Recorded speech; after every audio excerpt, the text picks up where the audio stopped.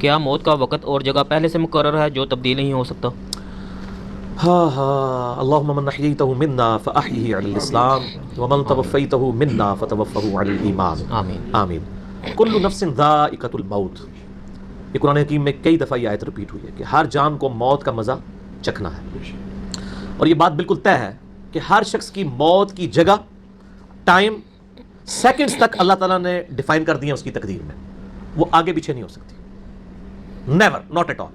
اور یہ جو بخاری مسلم میں آیا نا کہ جو شخص چاہتا ہے کہ اس کی عمر دراز کر دی جائے، اس کے رزق میں فراوانی ہو، وہ اپنے رشتہ داروں کے ساتھ حسن سلوک کرے، تو یہ بھی تقدیر میں لکھا ہوا ہوگا کہ اس کی عمر ہے 60 سال، لیکن یہ اپنے رشتہ داروں کے ساتھ حسن سلوک کرے گا، اللہ تعالیٰ اس کی عمر 70 سال کر دے گا، وہ بھی لکھا ہوگا، وہ 70 ہی ڈیفائن ہوئی ہے، وہ 60 کا 70 بننے کے بعد جو 70 ہے وہ اللہ تعالیٰ نے لکھا ہوا ہے، ٹھیک ہو گیا جی؟ تو یہ اللہ تعالیٰ کے یعنی فیصلے ہیں، قرآن حکیم بالکل واضح ہے۔ سورہ آل عمران میں آتا ہے کہ جب غزوہ احد کے موقع کے اوپر منافقین نے کہا نا کہ ہم نے اپنے بھائیوں کو منع کیا تھا کہ احد کے میدان میں نہ جاؤ ورنہ قتل ہو جاؤ گے، تو اللہ تعالیٰ نے فرمایا اگر ان کی موت کا وقت آ چکا ہوتا یہ خود کھنچے چلے جاتے اپنی مقتل گاہوں کی طرف، یہ اپنے آپ کو روک بھی نہ پاتے۔ پھر سورہ نساء میں آیا کہ تم اپنے آپ کو مضبوط قلعوں میں بھی بند کر لو نا، موت تمہیں وہاں پہ بھی آ کے جائے گی، وہ موت کو آپ ٹال نہیں سکتے، ایک لمحہ نہ آگے ہوگی نہ پیچھے۔ سورہ لقمان کے بالکل اینڈ میں آتا ہے نا کہ 5 علوم اللہ تعالیٰ کے ساتھ خاص ہیں، ان میں ایک ہے کہ کوئی جان نہیں جانتی کہ اس کو کس زمین میں موت آئے گی، ہاں اللہ تعالیٰ وحی کے ذریعے بتا دے، جیسے مسلم شریف میں حدیث ہے نبی صلی اللہ علیہ وآلہ وسلم نے غزوہ بدر سے ایک دن پہلے زمین پہ لکیریں کھینچ دی تھی بدر کے میدان میں، یہاں کل ابو جہل کی لاش ہوگی، یہاں عتبہ کی ہوگی، یہاں امیہ ابن خلف کی ہوگی۔ سر اب آپ عمر سیریز دیکھیں نا، وہاں آپ کو لاشیں پڑی ہوئی نظر بھی آئیں گی، ٹھیک ہو گیا جی؟ تو یہ آپ صلی اللہ علیہ وآلہ وسلم نے پہلے ڈیفائن کر دی تھی ساری چیزیں، تو یہ اللہ تعالیٰ نے آپ کو وحی کے ذریعے بتایا تھا، اللہ تعالیٰ بتا سکتا ہے اپنے پیغمبر کو، تو واقعی موت کا وقت مقرر ہے، وہ ٹل نہیں سکتا۔ لیکن اس پہ یہ بھی سوال ہوتا ہے کہ اگر کوئی شخص کسی کو قتل کر دے تو پھر اس کا کیا قصور ہے؟ وہ اللہ تعالیٰ کا ایک قانون ہے، اس نے مرنا تو تھا، اس میں کوئی شک نہیں ہے، لیکن دنیا میں اللہ تعالیٰ نے رولز اور ریگولیشن کے ساتھ دنیا کو جوڑا ہوا ہے۔ سورۃ البقرہ میں آیا کہ قصاص میں انسانیت کی زندگی ہے، سورۃ المائدہ میں آیا جس نے ایک جان کو ناحق قتل کیا اس نے پوری انسانیت کو قتل کیا، اور جس نے ایک شخص کی جان بچائی پوری انسانیت کی جان بچائی۔ لہٰذا یہ جو کوئی کسی کو قتل کرے گا تو قرآن میں ہے قصاص کے اندر انسانیت کی زندگی ہے۔ انسانیت 2 چیزوں میں چل رہی ہے، احترام جان اور احترام مال، اگر یہ 2 چیزیں نکل جائیں تو معاشرہ نہیں چل سکتا۔ گوروں کا معاشرہ ہم سے بہتر کیوں ہے؟ بغیر ریلیجن کے بھی احترام جان احترام مال ہے، جسٹس ہے، انصاف ہے، عدالتیں آزاد ہیں، جہاں پہ احترام جان بھی احترام مال بھی ہے۔ سالوں تک وہ ثبوت ڈھونڈتے رہتے ہیں، اس کے بعد بندے کو پکڑتے ہیں، یا بندے پکڑ کے غائب ہو کے مرا جاتے ہیں، ان کے رشتہ دار عدالتوں کے چکر کاٹتے رہتے ہیں کہ جی ہمارا بچہ اٹھایا گیا، نہ عدالتوں کو پتا ہوتا ہے نہ اور کسی کو پتا ہوتا ہے۔ تو یہ چیزیں تو پھر ظاہر ہے کہ ایک ریونج کریٹ کریں گی نا، ہم اس لیے کہتے ہیں عدالتوں کو آزاد ہونا چاہیے، عدالت سے اوپر کوئی نہیں ہونا چاہیے، عدالتیں آزاد ہوں گی باقی سارا سسٹم بہتر ہو جائے گا، ٹھیک ہو گیا؟ تو یہ یعنی اللہ تعالیٰ نے وقت مقرر کر دیا ہے، وہ آگے پیچھے نہیں ہوگا، اور آپ دیکھتے ہیں کتنے لوگ موت کے منہ سے واپس آ جاتے ہیں۔ حضرت خالد بن ولید رضی اللہ تعالیٰ عنہ 100 سے زیادہ مار کے لڑے انہوں نے، اور جب موت کا وقت قریب آیا وہ کہتے ہیں میرے جسم کا کوئی ایک حصہ بھی ایسا نہیں جہاں پہ کسی نیزے یا تلوار کا نشان موجود نہ ہو۔ یہ عمر سیریز میں انہوں نے ان کی موت کا وقت فلمایا ہے، ابو دردہ ان کے پاس بیٹھے ہوئے ہیں، اور وہ کہتے ہیں دیکھ لو اگر موت میدان جنگ میں آنی ہوتی نا ابو دردہ، تو میرے جسم کا ایک حصہ بھی ایسا نہیں جہاں پہ کوئی زخم نہ ہو، اور میں ایک بوڑھے اونٹ کی طرح بستر مرگ پہ مر رہا ہوں۔ میدان جنگ میں نہیں شہادت ملی، شہادت اتنی آسانی سے نہیں مل جاتی انسان کو، وہ اللہ تعالیٰ جس کے لیے ڈیفائن کرے گا۔ باقی یہ کہ اللہ تعالیٰ نے ان کو ایک فضیلت دی کہ وہ اللہ کی تلوار تھے، ظاہر تلوار تو ٹوٹ نہیں سکتی تھی، تو جو لوگ اللہ کے لیے زندگی گزارے وہ عام حالت میں بھی مرے اللہ تعالیٰ ان کو شہادت کا رتبہ عطا فرما دیتا ہے۔ تو میدان جنگ میں جانے سے موت نہیں آتی، کتنے لوگ موت کے منہ سے واپس آ جاتے ہیں، اور سر ایئر کریش میں لوگ بچ گئے ہوئے ہیں، اور تو اور چھوڑ دیں جہاں پہ کوئی انسان امیجن نہیں کر سکتا، کئی بم پھٹتے ہیں، بندے مر جاتے ہیں، کسی عورت نے بچہ اٹھایا ہوا ہے، بچہ سیدھا سلامت مل جاتا ہے وہاں سے۔ یہ اللہ کے فیصلے ہیں کس کے لیے کیا زندگی رکھی ہے۔ وہ اسی لیے کہا جاتا ہے نا کہ مارنے والے سے جو بچانے والا جو ہے نا وہ بڑا ہے، یعنی وہ ویسے تو مارنے والا بھی اللہ ہی ہوتا ہے، لیکن وہ اس حوالے سے کہا جاتا ہے کہ دنیا میں اگر کوئی سمجھتا ہے نا کسی شخص کو مار سکتا ہے تو، اور اگر اللہ نے اس کی موت نہیں لکھی ہوئی ہے تو نہیں ہے۔ موت انسان کی زندگی کی حفاظت کرتی ہے سر، میری سب سے بڑی محافظ میری موت ہے۔ اگر میری موت لکھی ہوئی ہے نا 2050 کے اندر، پوری دنیا مل کے بھی مجھے 2049 میں بھی نہیں مار سکتی، آج 2018 میں تو تصور بھی نہیں ہے، اور اگر میری زندگی لکھی ہوئی ہے 2018 میں ختم ہونی، چاہے وہ ایئر کریش کے اندر ہو، چاہے وہ ہارٹ فیٹ کے ذریعے ہو، چاہے وہ گردوں کے فیلئر کے ذریعے ہو، چاہے برین ہیمریج کے ذریعے ہو، کسی بھی ذریعے سے ہو، تو کوئی اسے بڑھا نہیں سکتا۔ دیکھ لینا آپ پچھلے دنوں کتنا بڑا ایک واقعہ ہوا ہے، یعنی ہمارے پاکستان میں 3 ٹائمز جو پرائم منسٹر رہے ہیں نواز شریف صاحب، ان کی بیوی 1 سال سے زیادہ وینٹیلیٹر کے اوپر رہی ہیں، ان کے پاس پیسے کی کوئی کمی تھی؟ علاج کرانے کا کوئی ایشو تھا؟ سب کچھ کروایا ہے، بچا سکے؟ نہیں. غریب آدمی تو کہتا ہے پیسے ہوتے تو شاید بچ ہی جاتا. سر جن کے پاس پیسے ہیں وہ بچا کے بتا دیں. موت کا وقت لکھا ہوا ہے سر، کوئی نہیں ٹال سکتا. صرف پیغمبر کے بارے میں بخاری مسلم میں آتا ہے، عائشہ کہتی ہیں کہ نبی صلی اللہ علیہ وآلہ وسلم فرمایا تھا کہ اللہ تعالیٰ انسان جو پیغمبر ہوتا ہے نا اس کے اوپر یہ آپشن رکھتا ہے کہ وہ چاہے تو ہمیشہ کے لیے زندہ رہے، چاہے اسے موت آ جائے. پیغمبر کے علاوہ کسی اور کے لیے یہ فضیلت نہیں ہے. اور کہتی ہیں کہ بخاری مسلم دونوں میں نے وفات النبی پہ مسئلہ 163 بھی ریکارڈ کروایا، اس میں نے بتایا تھا کہ عائشہ کہتی ہیں نبی صلی اللہ علیہ وآلہ وسلم اپنے موت کے وقت بار بار اوپر سر مبارک یعنی اٹھاتے تھے اور کہتے تھے اللہم الرفیق الاعلیٰ. تو کہتی ہیں میں نے جان لیا کہ حضور اپنی صحت مند زمانے میں کہا کرتے تھے کہ موت کے وقت نبی کے اوپر پیش کیا جاتا ہے، چاہے تو وہ دنیا میں رہے چاہے اسے موت آ جائے. تو مجھے لگتا ہے کہ نبی علیہ السلام پہ اس وقت آفر وہ پیش کی جا رہی ہے اور آپ کہہ رہے ہیں اللہ مجھے رفیق الاعلیٰ کے ساتھ ملا لے. تو میں نے کہا مجھے اب پتہ چل گیا کہ آپ وسلم کو یعنی وفات ہو جائے گی آپ کی. یہ نبی کے لیے خاص ہے اور کسی کو کوئی آپشن نہیں ملتا.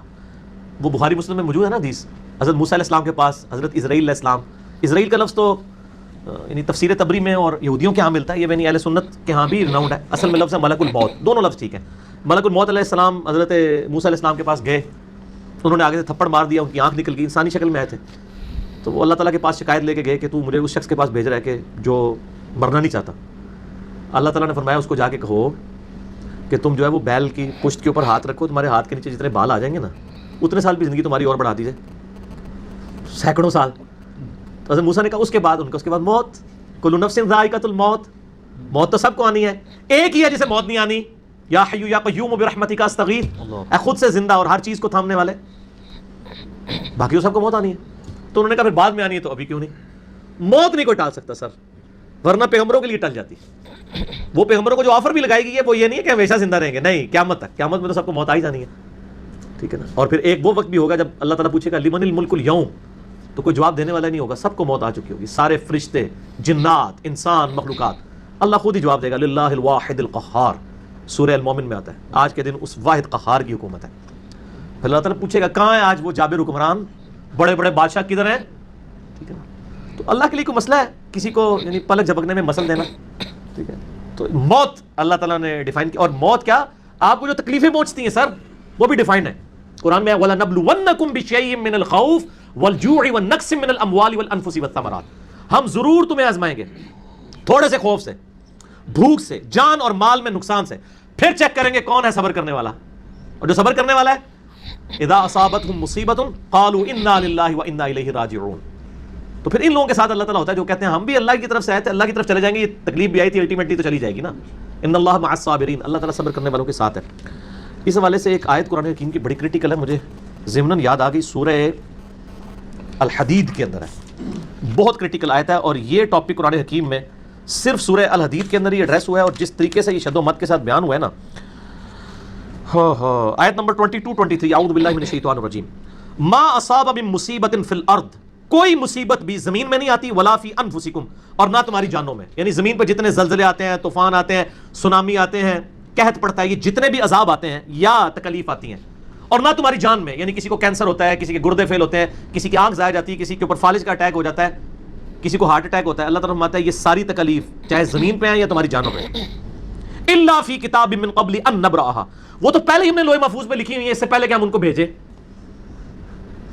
ڈیفائن ہے، ہونا ہے کہ فلاں تاریخ کو اتنے بجے اس کے ساتھ یہ ہوگا، یہ ڈیفائن ہے. ان ذالک علی اللہ یسیر، بے شک یہ اللہ کے لیے بہت آسان ہے. ٹینشن نہیں لینی کہ یار یہ کیسے ہو سکتا ہے کہ پہلے ہی پتا ہو اربوں انسانوں کے ساتھ اربوں واقعات، اور صرف انسان نہیں باقی مخلوقات کے ساتھ بھی. اللہ مانا میرے لیے تو آسان ہے، لیکن اس کی ریزن بتائیے کیوں ہے. لِكَيْ لَا تَأْسَوْا عَلَىٰ مَا فَاتَكُمْ، یہ ہم نے اس لیے کیا تاکہ جو تم سے جو نعمت تم سے چھن جائے تم اس کے اوپر افسوس نہ کرو.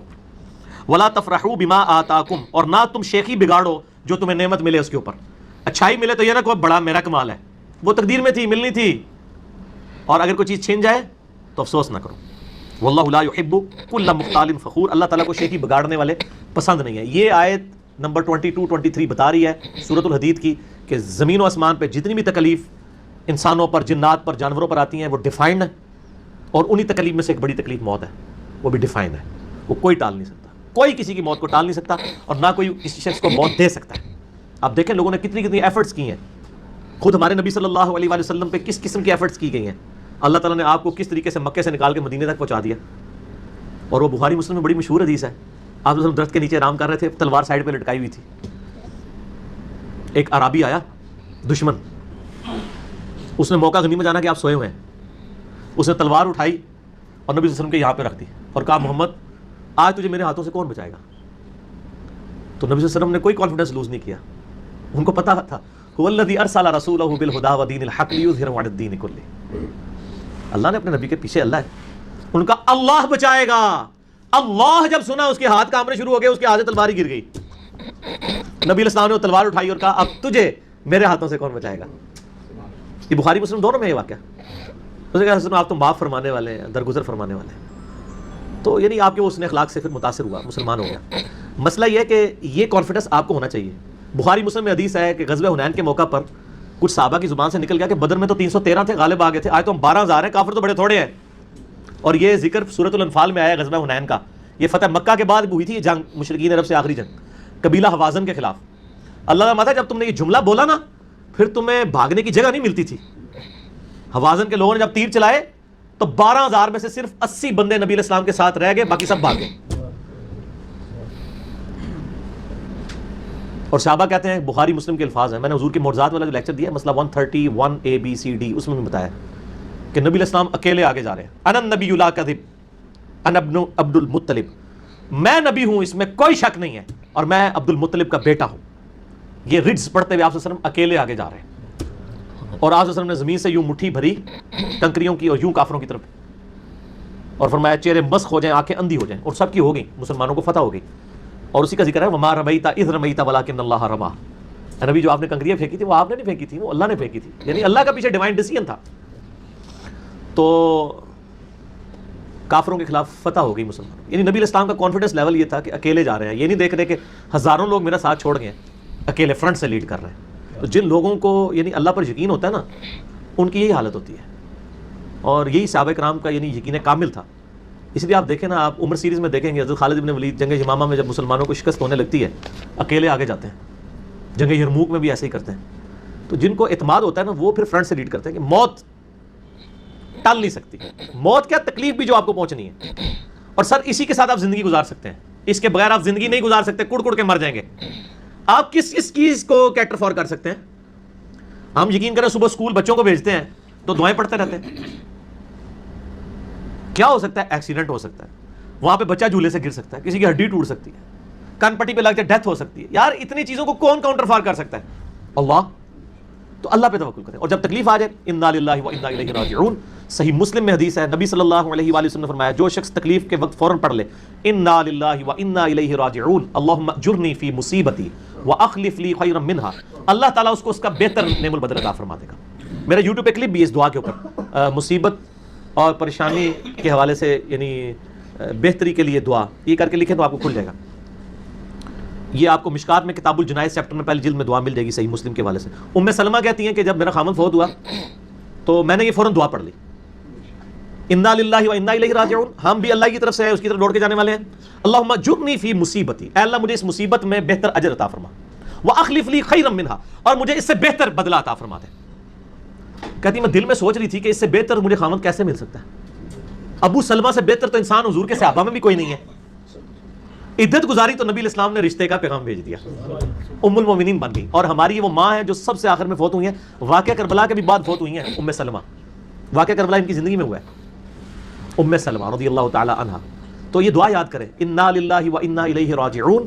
اتنا حصہ تو قرآن میں ہے, باقی صحیح مسلم میں اللہم اجرنی, اللہم اجرنی, یہ جھٹکے سے پڑھنا ہے. اللہم اجرنی فی مصیبتی واخلف لی خیرا منہا. تو باقی ہم تو دعائیں کر سکتے ہیں, باقی صبح شام کے اذکار ہیں, اللہ کی طرف رجوع لائیں, وہ اتنی چیزوں کی حفاظت کرنے والا ہے. باقی سب سے بڑی تو حفاظت یہ ہے جو سورہ غافر میں سورہ المومن میں آیا کہ اصل میں کامیاب وہ ہوا جو دوزخ کی آگ سے بچا لیا گیا. سر دنیا میں آپ کو کوئی کتنا عذاب دے لے گا, الٹیمیٹلی تو موت آ کے آپ کو آزاد کر دے گی. جب فرعون کے دربار میں وہ جو جادوگروں نے کلمہ پڑھ لیا تھا تو اس نے کہا تم نے میری اجازت کے بغیر پڑھ لیا, میں تمہیں تمہارے مخالف سمت کے ہاتھ پاؤں کٹوا کے تمہیں سولی پہ چڑھا دوں گا.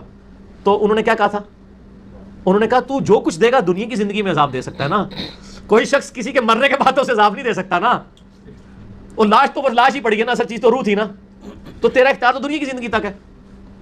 ٹھیک ہو. تو یہ کانفیڈنس لیول ہونا چاہیے کہ کوئی کسی شخص کو کتنی تکلیف دے لے گا، موت تو پھر بہرحال تکلیف سے آزادی کا ذریعہ بن جائے گی. اگر پھر اللہ کی مرضی کی زندگی گزاری ہے تو آزادی کا ذریعہ ہے. ورنہ اب تو کہتے ہیں کہ مر جائیں گے، مر کے بھی نہ چین پائے تو کدھر جائیں گے. تو سر یہ لوگ تو کہہ دیتے ہیں نا مر گئی تو جان چھٹی، نہ مرنے تو بعد جان پھڑی گئی. چھٹی اس کی جس نے دنیا اللہ کی مرضی کی گزاری، جس نے دنیا اپنی مرضی کی گزاری تو اس کی جان تو پھر مرنے کے بعد اور پھنس گئی. ٹھیک ہو گیا جی. تو موت کا وقت مقرر ہے، کوئی نہیں ٹال سکتا. ٹھیک ہو.